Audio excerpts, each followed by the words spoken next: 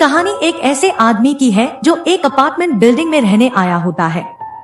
सस्ते में मिले उस अपार्टमेंट बिल्डिंग में बहुत ही कम लोग रहा करते थे।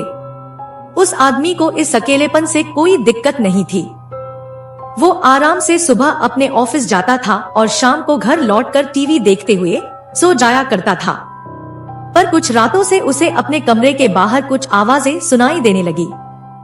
उसे उस बिल्डिंग में आए 1 महीना बीत चुका था, पर ना कभी बिल्डिंग में से कोई उससे मिलने आया और ना ही कभी किसी ने रास्ते में ही उसे कुछ और कहा हो। ऐसी बेरुखी उसे परेशान तो नहीं करती थी, पर उसके दरवाजे के बाहर रात भर की खुसुर-फुसुर उसे जरूर परेशान करती थी। फिर एक रात वो उन आवाजों को रोकने के लिए जागे रहता है और जब दोबारा से उसके कमरे के बाहर खुसुर-फुसुर चालू होती है, तब वो दरवाजा खोलता है ताकि वो उन लोगों को मना कर सके।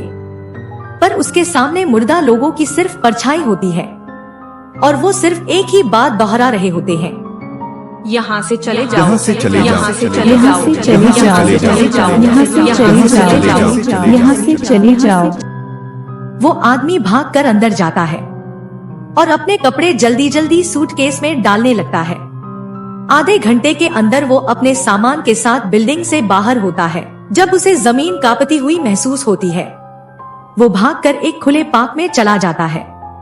उस रात आए भूकंप में कहीं कुछ नुकसान नहीं हुआ था, सिर्फ वो बिल्डिंग जिसमें वो आदमी रहता था वही तबाह हुई थी और साथ ही उस बिल्डिंग की दीवारों में दफन उन लाशों की कहानी भी अब बाहर थी।